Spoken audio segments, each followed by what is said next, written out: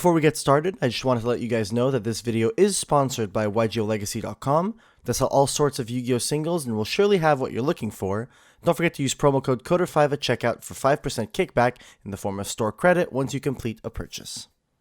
What's going on, guys? Distant Coder here. Now today I'm going to be bringing to you guys a little bit of a discussion on the new OCG rule update changes. Now I've already done a video on this. If you haven't seen that already, I outlined the 5 different new changes that the OCG have brought to the rules of their game. However, there's one rule that I don't think everyone has fully grasped properly just yet, and I wanted to bring to you guys this video for a more in-depth explanation of that one rule change. Now the rule change that I'm going to be talking to you guys about today is the one about cards needing to be where they meet their trigger in order to be able to activate. So currently in the TCG EU and TCG NA there is a difference about this, and in the OCG they also had a ruling similar to that of TCG EU, but in the OCG they've since April 1st changed from the TCG EU rule to the TCG NA rule. Now if you don't know what I'm talking about here, I'm specifically talking about cards needing to be where they meet their trigger in order to activate their effects. So previously in the OCG, the way it worked like in TCG EU, where a card, if it just simply meets its trigger, it doesn't still need to be where it met its trigger in order to activate its effect. Whereas in NA, and now OCG have adopted the NA way to do this rule, is that cards need to still be where they met their trigger in order to activate their effect. So this is specifically for cards that have an effect, say for example like Burning Abyss monsters, where they have an effect that activates when they're sent to the graveyard. So in a situation where you would send, say, a Seer Male Branch of the Burning Abyss to the graveyard and you wanted to activate its effect, if it was sent there and activates as Chainlink 1, you would be able to use the effect. However, if you discard, say, Seer with Twin Twisters for cost, and then as Chainlink 2, your opponent would DD Crow the Seer out your graveyard. So the Twin Twister was Chainlink 1, discarding Seer for cost, DD Crow Chainlink 2, banishing the Seer.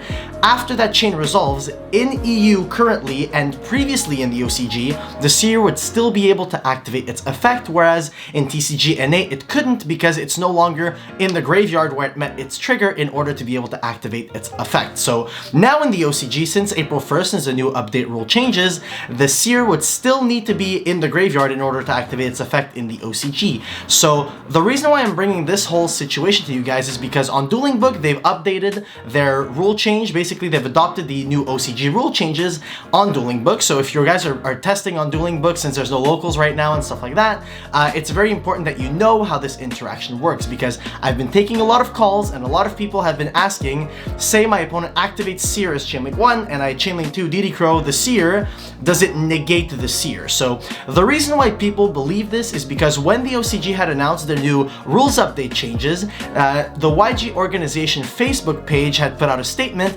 basically outlining the 5 rule changes, and they made a slight mistake when they were translating one of the rule changes, and basically what they said was this. They said cards have to be in the same location where they were upon activation in order to resolve.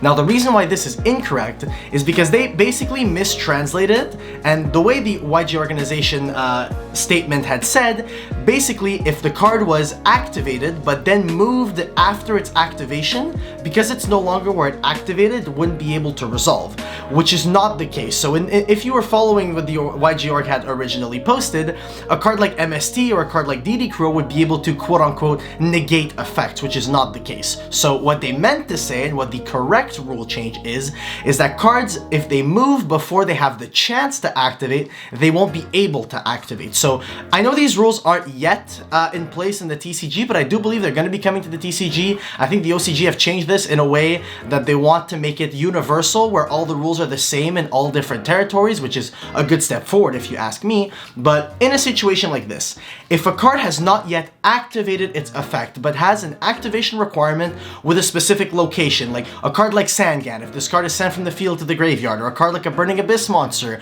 where it says if this card is sent to the graveyard, period, and then it gets moved from that trigger location to a different location before it has the chance to activate, it won't be able to activate. So a good example of this would be tributing Sangan with a card like Enemy Controller, and then Chainlink 2 DD Crow banishing the Sangan, because the Sangan has not yet been activated as Chainlink 1, because it's no longer in the graveyard where it met its activation requirement, it will not be able to activate. And this applies also to mandatory effects, which is why I think Sandgan's a pretty good example. Mandatory effects also abide by this rule. So a card like Sandgan, even though it's a mandatory effect, if it gets moved from its trigger location, that being the graveyard, if it gets moved in any way, shuffled back into the deck, banished, returned to the hand, before it activates, it won't be able to activate its effect. Now, this is really odd for some people because in EU, it was never like this. In EU, if the Sandgan was tributed for Econ and then you banished it with DD Crow, it would still be able to activate its effect. Currently in EU, that's still the case until the EU decides to abide by this new rule.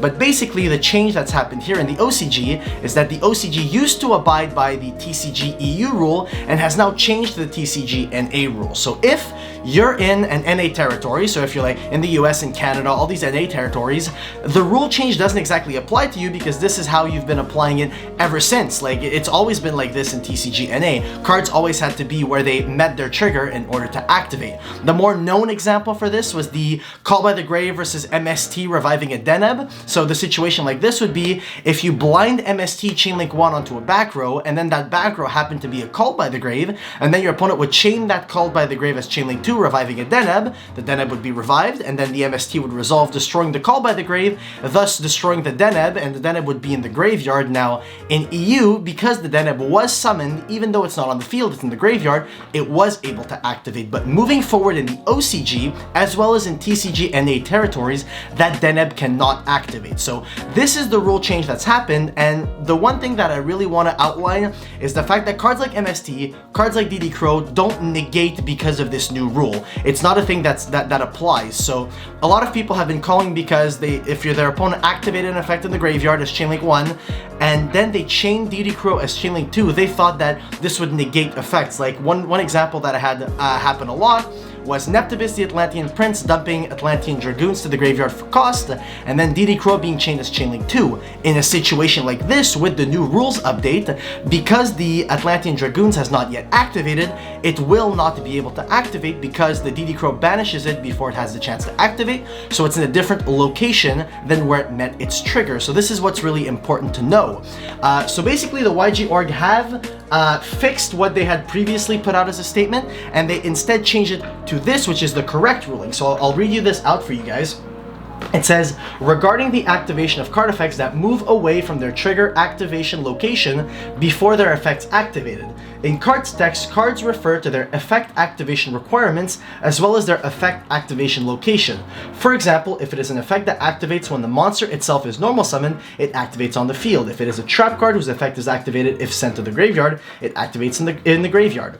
If a card moves location from its activation location to a different location before its effect is activated, its effect cannot be activated, including mandatory effects. So basically, this is kind of what I wanted to bring to you guys. I wanted to explain to you why DD Crow doesn't negate, MST doesn't negate, and the reason why people had thought this was specifically because of the YG org post, where originally it had said that a card has to be where it activated in order to resolve, which is not the case. So if you were following that YG org article, that initial statement that was put out, MST would be able to negate. You'd activate Pot of Greed as Chainlink 1, MST as Chainlink 2, because Pot of Greed is not on the field anymore. If you just destroyed it with MST, it's not on the field anymore, so it wouldn't be able to resolve, which doesn't make much sense, to be completely honest. So because we have like now the clarification, I just wanted everyone to know that DD Crow does not negate. However, DD Crow can still prevent the activation of card effects. So yes, DD Crow did get a little bit stronger, and I can't wait to see if the TCG decides to implement these new rules in the TCG EU, because that's the case for TCG NA already. But I would really like to see some universal rule applied, so I think this would be a really good rule to apply universally in the game, TCG, NA, EU, and OCG, so that everyone just has the same rule everywhere. But I just wanted to make sure that everyone knows that DD Crow doesn't negate. That's one of my biggest pet peeves, is getting a call where someone says, I activated DD Crow as Chainlink 2 to their effect activated as Chainlink 1. Does it negate it? No, it does not. So basically, just to close it out, I just wanted to make sure that everyone understands fully, if an effect has not yet activated that has a trigger location, like if this card is sent to the graveyard, for example, and you DD Crow it before it has the chance to activate, it doesn't activate. However, if the effect has already been activated and then you DD Crow it, it will not quote-unquote negate the effect. It will simply banish the card, but the effect will still resolve normally. So that's just what I wanted to clarify for you guys. I hope you enjoyed the video. I'm going to be doing a little bit more ruling videos in the future. I know I've been a little lacking, a little slow on posting videos, but I am getting back into the swing of things, guys. I'm going to be bringing to you guys a lot of ruling videos coming forward, and I'll see you all next time. Have a good one, boys. Bye.